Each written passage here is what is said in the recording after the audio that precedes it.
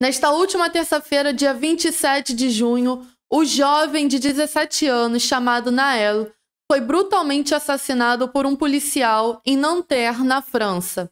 Intensos protestos e confrontos tomaram as ruas de Paris com milhares de pessoas em repúdio ao seu assassinato. Eu me chamo Ana Nascimento e está no ar o boletim de notícias do programa A Propósito.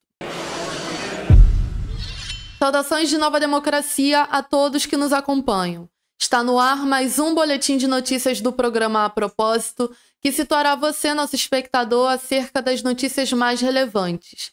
Não esqueça de se inscrever, de curtir, compartilhar, também de deixar os seus comentários. Aproveite também para ativar o sino, porque se você acredita e confia e quer apoiar o jornal A Nova Democracia, ative o sininho para que mais pessoas possam acessar o nosso conteúdo. Aproveite também para conhecer e acompanhar o nosso podcast disponível no Spotify, em outras plataformas de streaming e também de contribuir com a nossa tribuna popular, democrática e independente através do nosso Catarse ou do Pix que aparece aqui na tela. Dessa forma, o AND permanece de pé no nosso compromisso cotidiano de propagandear e noticiar a luta das massas do nosso país e do mundo. Bom, as ruas de Paris se tornaram verdadeiros campos de batalhas nos últimos 2 dias e ao menos 40 carros foram incendiados em um prédio da prefeitura de Mantes-la-Jolie, cidade no extremo oeste de Paris, que também foi incendiado. A polícia foi alvo de centenas de fogos de artifício e pedras que foram arremessados pela juventude revoltosa com o assassinato do jovem Nael. As revoltas das massas de jovens na França foi impulsionada após a liberação do vídeo do seu assassinato, ocorrido na manhã do próprio dia 27. E a filmagem, gravada por uma testemunha, mostra os policiais abordando o carro de Nael durante uma blitz policial com extrema ostensividade e brutalidade, enquanto apontavam uma arma de fogo para o seu peito. Inclusive, na versão dos policiais, Nael foi alvejado por tentar atropelar os agentes de repressão e tal vídeo desmente a versão ao provar que os policiais dispararam contra Nael e que ele não tentou de forma alguma atropelar esses agentes. E na noite de terça-feira os embates foram marcados com a extrema violência. Centenas de pessoas, sobretudo jovens, marcharam até Nanterre, onde o jovem Nael foi assassinado, à noite para condenar o crime. Inclusive, foi na Praça Pablo Picasso que foram iniciados os primeiros confrontos, com centenas de fogos de artifício sendo disparados contra os policiais. E em pouco tempo, as batalhas haviam se generalizado por diversos bairros de Paris. Ontem, que foi o segundo dia de protestos, mais de 180 pessoas foram detidas durante esses protestos e o reacionário presidente da França, Macron, convocou uma unidade de crise para tentar conter a fúria desses jovens. Mais de 40 mil policiais foram mobilizados para tentar conter a revolta das massas na capital francesa e um toque de recolher também foi instaurado. Protestos também foram notificados em outras cidades como Toulouse, Dijon e também em Lyon. Em diversos pontos da cidade, na capital francesa, pichações condenavam o crime e a polícia francesa com consignas como: "A polícia mata, revoltemo-nos. Justiça por Nael, assassinado pela polícia de Nanterre. Vamos dar golpes por golpes" e "Justiça por Nael, morto pela polícia", todos assinados pela Liga da Juventude Revolucionária.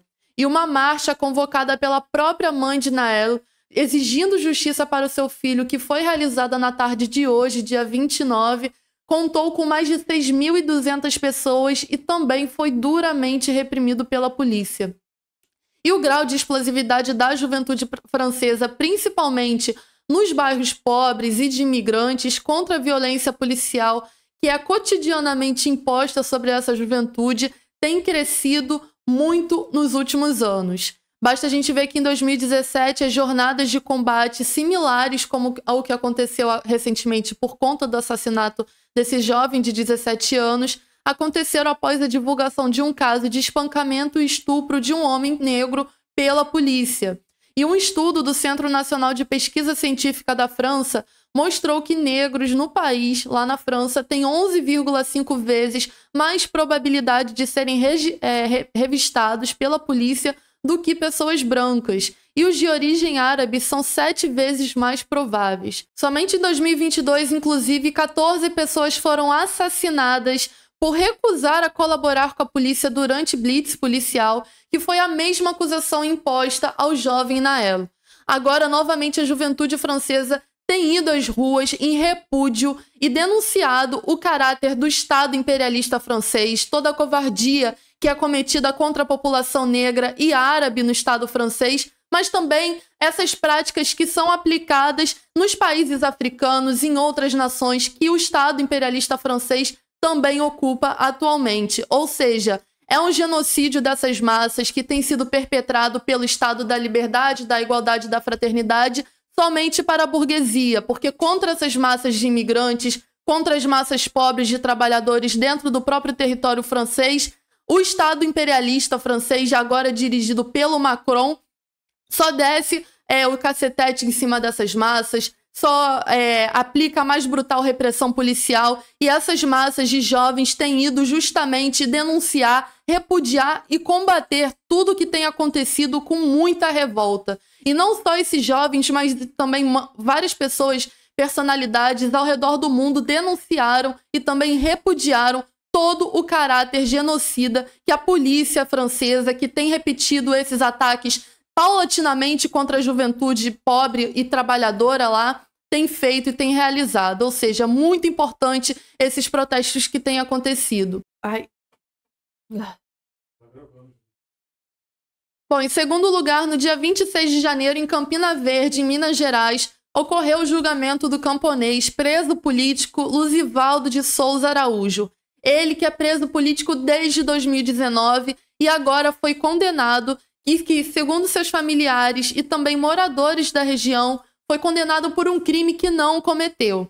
Organizações populares como a Liga dos Camponeses Pobres, a Liga Operária, a Frente Nacional de Luta Campo e Cidade e também ativistas e uma comitiva de advogados populares e personalidades ligadas à defesa dos direitos humanos se somaram a esses familiares exigindo liberdade imediata para Luzivaldo e criticando a condução do processo como farsa. O Luzivaldo foi condenado a 15 anos e 10 dias de prisão em regime fechado. Luzivaldo, inclusive, que é conhecido como baiano, foi condenado por supostas ameaças que ele fez contra autoridades e um suposto homicídio que ele teria cometido contra um camponês chamado Danilo Silva, encontrado morto com 5 perfurações, sendo uma dessas por tiro de arma de fogo. Inclusive, os moradores da região e todos que conhecem, inclusive seu advogado, afirmam que o processo foi viciado e que não há nem provas e nem evidências de que foi Luzivaldo que cometeu tal crime e que, na verdade, se trata de uma perseguição política. E segundo os presentes no dia do julgamento de Luzivaldo, a simples presença dos familiares, ativistas, advogados defendendo justiça para Luzivaldo fez com que a polícia militar fosse acionada para tentar intimidá-los. Os policiais, inclusive, chegaram com viaturas, 5 viaturas, cacetetes, escopetas, balas de borracha e outros equipamentos de repressão. E segundo os advogados de Luzivaldo, a participação das supostas testemunhas do crime no julgamento explicitam seu caráter parcial. Elas não teriam trazido quaisquer elementos ou fato que comprovasse algum envolvimento do camponês Luzivaldo no torpe assassinato de Danilo. E uma das advogadas de defesa chegou inclusive a questionar o policial que fez a investigação do caso para ver se ele conhecia os mecanismos que assegurassem as denúncias de crimes através do anonimato, ao que ele respondeu que não conhecia. E ao ser perguntado sobre detalhes da investigação, o policial afirmou que esteve na área Boa Vista e que ouviu dizer que foi o baiano quem havia assassinado o branco. Contudo, ele não foi além e não deu nenhuma prova, evidência ou indício do que foi apresentado. Em certo momento da sessão, o promotor citou nominalmente um a um dos integrantes do júri popular antes de dar o aviso de que estava nas mãos desses o destino de Luzivaldo. E não podemos deixar, e ele inclusive disse assim, não podemos deixar que venham aqui se referindo aos familiares, aos ativistas, todos que foram prestar solidariedade a Luzivaldo, ele disse assim: não podemos deixar que venham aqui e desmoralizem a nossa polícia, o delegado e os produtores rurais. Inclusive, ele chegou a afirmar mais à frente: eu sou o promotor de justiça dessa cidade e não vou deixar que venha aqui dizer o que fazer em minha terra. E os advogados de Luzivaldo denunciaram a parcialidade com que foi realizado o julgamento do camponês. Inclusive, eles tentaram pedir a transferência do julgamento para Belo Horizonte, o que não foi realizado, para tentar impedir que esse julgamento fosse feito de forma parcial. Bom, e após a condenação pelo júri, os companheiros de Luzivaldo deram provas de que a luta pela liberdade do camponês preso político não terá fim, denunciando inclusive a farsa do julgamento. A palavra de ordem "liberdade já, Luzivaldo é inocente" foi entoada 3 vezes após a leitura da injusta sentença contra o camponês. O que só deixa patente, como nós já temos denunciado aqui no nosso programa, a cada programa, inclusive a cada episódio, que a questão agrária no nosso país é uma questão de suma importância. A criminalização da luta camponesa e desses camponeses que têm partido para uma luta séria, consequente, pela terra para quem nela vive e trabalha, tem aumentado, tem escalonado no nosso país. A gente tem acompanhado e visto agora a CPI do MST, mas a gente tem visto também todas as outras formas de criminalização da luta pela terra que têm acontecido no nosso país e que não são de agora, não são dos últimos 4 anos, são desde antes. Na verdade, é secular toda essa criminalização da luta pela terra no nosso país. A gente vê que os camponeses pobres, quando ousam lutar pela terra, lhes são impostas as condições mais duras. É o latifúndio que aterroriza essas famílias, que aterroriza esses camponeses. É o velho Estado que tem toda a permissividade do mundo para com o latifúndio, que permite que o latifúndio expanda a sua fronteira para cima da terra desses camponeses e que aterrorize esses camponeses, porque esses latifundiários, inclusive, estão dentro do parlamento, estão dentro do velho Estado, e esse velho Estado tem servido e serve cada vez mais ao latifúndio, ou seja, toda a criminalização que é imposta para cima desses camponeses que têm lutado no nosso país por terra para quem nela vive e trabalha só se intensifica porque esse velho Estado é um velho Estado das classes dominantes no nosso país. Ou seja, quando se trata de uma condenação injusta para um camponês, essa dita justiça dá todas as benesses e todas as prerrogativas para o latifúndio, para os mandatários locais. Nunca olha o lado daquele que está sendo acusado. Ou seja, é muito importante denunciar o que tem acontecido contra o camponês Luzivaldo, que é um preso político. Se trata de mais um camponês que tem sido criminalizado no nosso país. A gente viu recentemente o caso do José Rainha e de tantos outros camponeses por conta das grandes tomadas de terra que têm sido levantadas no nosso país, e principalmente no caso de Luzivaldo, por ser um camponês que tem lutado ao lado da Liga dos Camponeses Pobres, que tem sido criminalizada por esse velho Estado e por esses governos de turno que têm passado ali pelo velho Estado no nosso país. Ou seja, é muito importante denunciar tudo que tem acontecido. Eu espero que vocês tenham gostado do episódio de hoje. Eu me despeço por aqui e aguardo vocês no nosso programa de amanhã. Postar no Face, postar no Twitter, para espalhar mesmo.